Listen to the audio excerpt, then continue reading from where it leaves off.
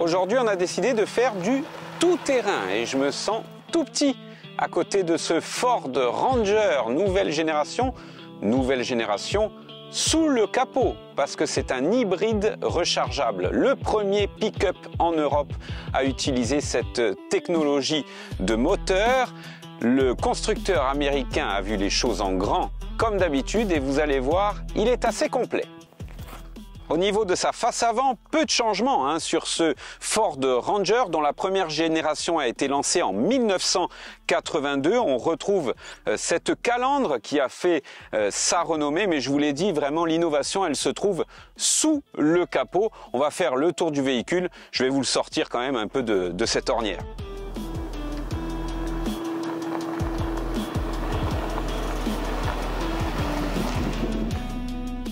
On va commencer par l'arrière de ce Ford Ranger parce que sur un pick-up, la benne de chargement, c'est quand même ce qu'il y a de plus important.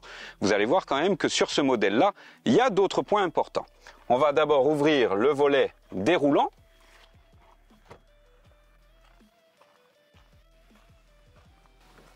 Et ouvrir le coffre de cette benne qui dispose d'une capacité de chargement de 993 kg. Vous voyez ici qu'elle a été légèrement relevée par rapport au modèle thermique classique, tout simplement parce qu'il y a les batteries sous ce plancher. Autre point important, ce sont les deux prises de courant que l'on trouve ici qui sont adéquate notamment pour les chantiers. Ça peut être deux points très importants. Il faut savoir que ce Ranger, il fonctionne comme un groupe électrogène, c'est-à-dire que d'abord c'est la batterie qui va vous fournir l'électricité et puis une fois que la batterie sera à plat, c'est le moteur thermique qui prendra la suite. On trouve bien sûr les câbles de recharge et un coffre de rangement qui se ferme bien sûr mécaniquement comme tous les pick-up. Autre point important, bien sûr, c'est ce point de tractage ici, où l'on peut tracter jusqu'à 3,5 tonnes. C'est la même capacité qu'un modèle thermique, que ce soit encore une fois hybride ou thermique. Ce Ranger s'adapte au chargement. Bon. Sur ce modèle d'essai, nous disposons de la finition StormTrack, avec notamment ces sièges finition simili-cuir Alcantara, qui sont vraiment très confortables. On va le voir notamment en conduite. Au niveau de l'habitacle, on a une tablette centrale en position verticale de 12 pouces qui est très bien intégrée au tableau de bord. J'aime bien les trappes d'aération façon gris comme ça, c'est un peu style barbelé, presque militaire. Je trouve que c'est du plus bel effet. Et puis il y a un peu ce noir laqué ici avec le nom de la finition également ici. On a du virtual cockpit pour le conducteur avec toutes les informations nécessaires à la conduite et puis un système de navigation dans les menus qui est très fluide, complet mais très fluide, très facile à prendre en main. On a une caméra à 360 degrés, ça c'est plutôt agréable. Nous sommes dans un pick-up, mais on se rapproche du SUV, faut être clair, notamment au niveau des rangements. On a de larges vides-poches ici, dans le plafonnier bien sûr, sous la tablette avec des connectiques USB, USB-C. On a un chargeur à induction également ici, une large boîte à gants.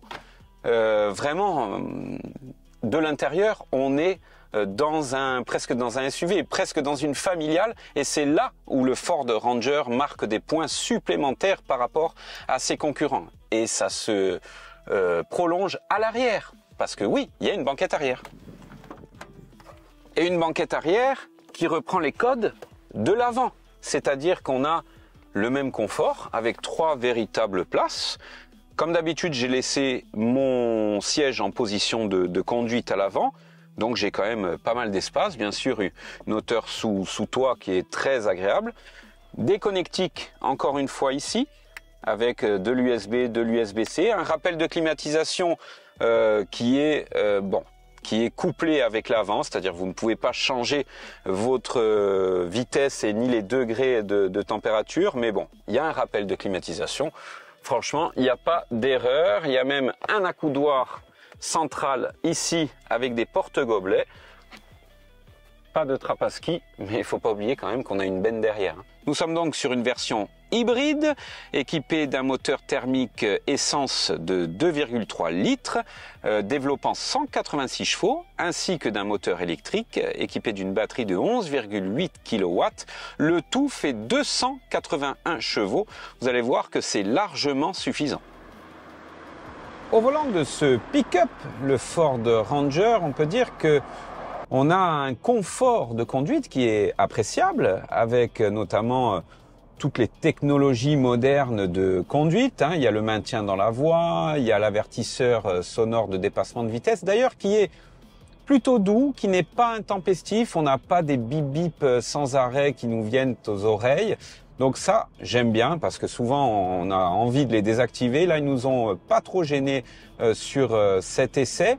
Mais en tous les cas, on est plutôt bien assis au volant, on ressent pas qu'on a un véhicule aussi long entre les mains, ce qui est plutôt agréable. Avec cette boîte automatique à 10 rapports, sincèrement, on a un confort de conduite qui est vraiment soigné et appréciable. Sur ce modèle, on a bien sûr la modulation aussi de l'hybridation du moteur. Donc on peut passer du 100% électrique sur une hybridation classique entre le moteur thermique et le moteur électrique, et puis une charge forcée également. Et puis on a différents modes de conduite. Moi j'aime bien un mode sport qu'on va aller chercher tout de suite, voilà. Et c'est dans ce mode-là que le véhicule donne tout en général.